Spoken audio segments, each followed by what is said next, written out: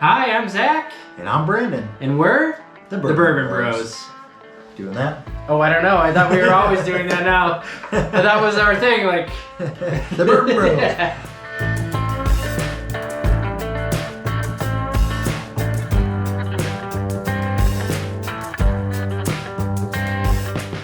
I think to kick off our favorites video, maybe we should start with a fresh pour. Fresh pour would be great. What do you got? Got a special one for us today.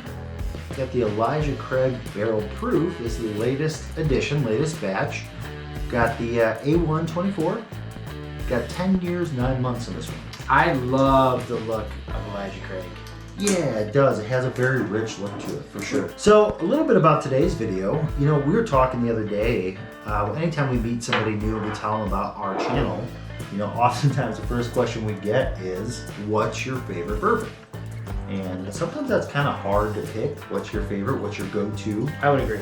So we each came up with a list of three bourbons that are our current favorites. Right? Yeah. Not our permanent favorites. Maybe permanent. We'll Maybe see. it could always just be a lifetime permanent. Wow, you're so generous today. But for now, our current favorites. Yeah. Yeah. Call them our February favorite. I would say, yeah, we would like to do a monthly favorite, but for now, let's just leave it at these are what our favorites are for now. Yeah, favorites for now. I like that. Should we maybe try the Elijah Craig before we jump into it? This is our first time having this Elijah Craig. You obviously just saw that. Cheers. Hey, cheers.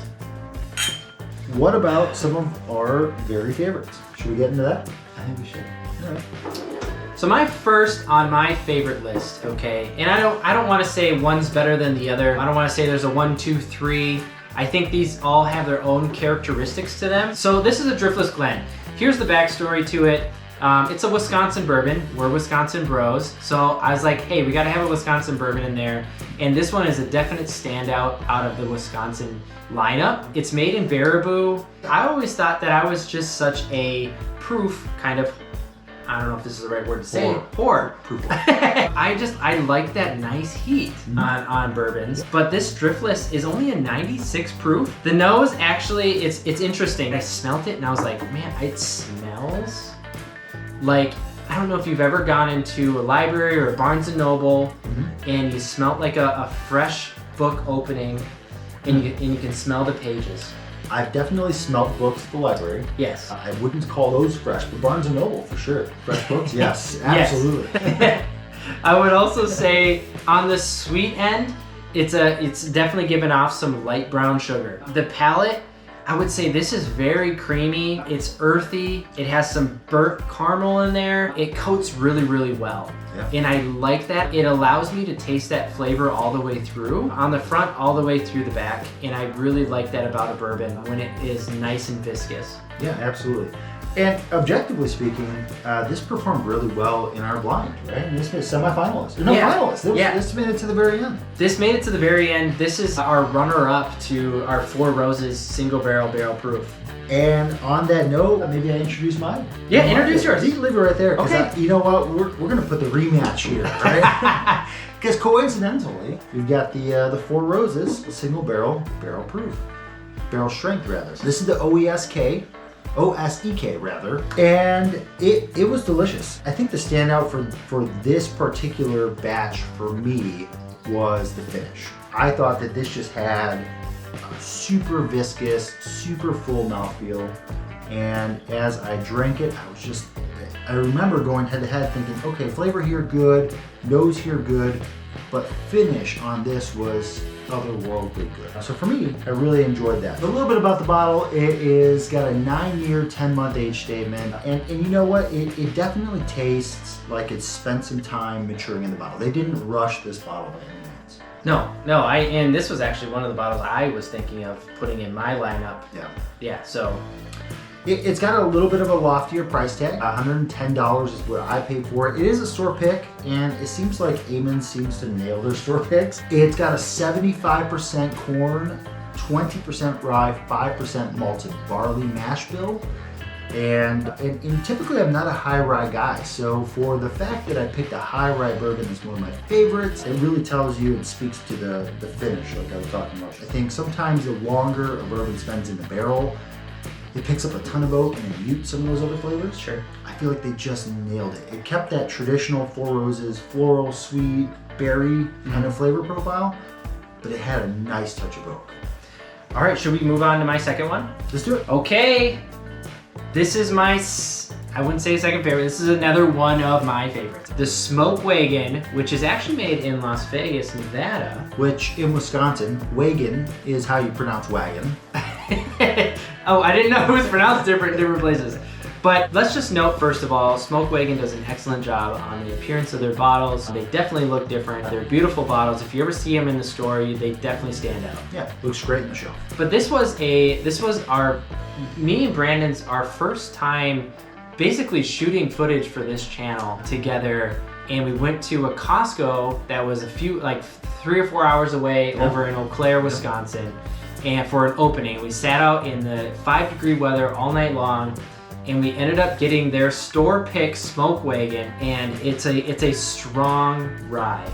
Yeah, it's commemorative, right? It was a kickoff to the channel, so there's some sentimental value there, and it just so happens to also be delicious. It also happens to be delicious. Not proven by the amount that's left in the bottle. Not.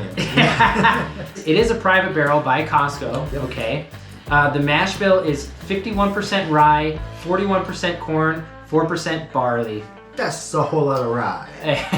That is a lot of rye. So it's 116 proof, which is kind of more what I like, is a little higher proof. I like that nice warm heat. Yeah, that's a sweet spot. That's the sweet spot. It doesn't taste like 116 though. No. It's really smooth. I agree. Yeah, it's really, it's a nice subtle heat. The nose, if you didn't look at this, and I think we've seen it in past videos, and you just smell it, you're thinking bourbon before you're thinking a rye whiskey. But on the palate, it gave me that cinnamon candy flavor. It's got a super nice spice to it. Yeah. It's viscous, so I can hold on to the flavor, have an aftertaste, have a really nice finish. On the front, I felt like it was kind of berry forward. Yeah, I agree with that. And then in the mid, kind of tongue, if that's a thing. Brandon's kind of made that up. Mid-mouth? Mid-mouth, yeah. Brandon's term. It gives me like a strong tingle. Like that spice brings on a lot of mouth water with a lot of tingling, and that's something that I kind of look forward to when I'm drinking it. Also, the finish is warm. It gives me a nice chest feel with the hug, and all around, it's a sweet and spicy. Do you want to go on to your second? Yeah, let me move on here. This is no shocker to you. I don't know how versed our subscriber base is, but I love this bottle. I love everything about this bottle. And before I bring it out, I'll just say this. With the bourbon landscape changing almost like daily, it seems like, it's awesome when you can find a bourbon that punches up. Okay. Right? I feel like we always look for that bourbon that's a good value, but also a really good bourbon. I see what you're saying. And this one I love. And maybe that's a personal thing, but that's a big reason why I love it. We got the Ben Halladay Bottle and Bond. Shocker, huh? I think everybody knows about this bottle by now. It's not a secret anymore. It is a chewy, delicious, what I would consider probably what bourbon should aspire to be at a very reasonable price point. I think, when you look at bourbons, you can say, okay, what's like a benchmark bourbon? What's a bourbon that you should keep as, like you said, a daily sipper? This is my daily sipper. I think this really nails it all around. The 100 proof is perfect for this, but it hits all the markers in terms of nose and flavor. You are gonna get the caramel, you're gonna get the vanilla, you're gonna get the oak, but you're gonna get the full experience. It's been aged 6 years, which is unique. They don't have to do that for Bottle and Bond. They choose to do that. Yep. And to me, that's evident in the bottle. And this is a Missouri distillery, correct? It is, yeah, kind of unique. You would think Kentucky, based on the look and flavor, but it is Missouri, and people think it's a small distillery. It kind of is, but it's been around for a very long time. And I think we should start putting a little respect on the name. Yeah, and I think that this is, if you keep this on your shelf, it's like your little secret on the shelf. Yeah. Because it's not some fancy bottle with some fancy cork.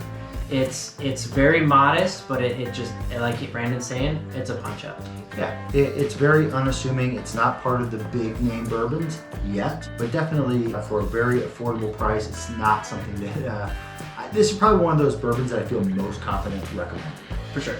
So we made this independently, right? We made our list independently? Our lists are independent, and so I picked my bourbons out, tasted them, took my notes, But one of the bourbons that I picked was a Peerless High Rye, which is one of their new versions. Terrible. Yeah, terrible. No, it's absolutely exquisite. And Brandon also picked that as one of his favorites. I did. Yes, I did. Here it is. This is the High Rye Peerless. So it's non-chill filtered, and it is perfectly sweet. I expect a high rye to have that spiciness, right? And I think that sometimes, kind of like they did with IPAs for a long time, IPAs got so hoppy that honestly they got kind of gross. And I feel like ryes, for a little bit, some of them still do tend to lean too heavy into that rye world where it's just overly spiced. And then you lose some of that nuance to the bourbon. Sure. This is perfectly sweet. And that rye just adds to the flavor. It makes the experience bold, robust. I started reading the label, and it actually says sweet and spicy. Does it? Yeah, it says sweet and spicy on there. I was like, that is perfect. That is exactly how to explain this bourbon. Honestly, I don't think Peerless did any wrong here. I think it's 110 proof, right? It's 110 proof. Yep. I think it's the perfect proof for this. What made me put this in my favorite is that it has got an exquisite mouthfeel. Some of the notes I picked up on the Peerless High Rye, I wrote down deep, dark, rich char, toasted almonds, and vanilla, as well as raisins, cinnamon, and rye spice. But this is important, but not spicy. I thought that was a testament to how well it balanced as well. Yeah, very smooth for the spice. Yep, absolutely. Guys, these are our favorite bourbons. And reality is, they might not be your favorite. That's perfectly okay. But I feel pretty good about our lineup. Yeah, I feel really good about our selections. Bourbon's always going to change. We're going to continue to taste and have new favorites, just like everybody can. So we're just excited about these ones right now, and we hope that you guys can pick these up as well. Also, tell us what you guys like. Tell us if we made some mistakes here. Do you think any of these are overrated, overhyped? Have you tried these? Do you dislike them? Do you like them? But again, like I said, I'm pretty curious. What are you guys into right now? What are your favorites?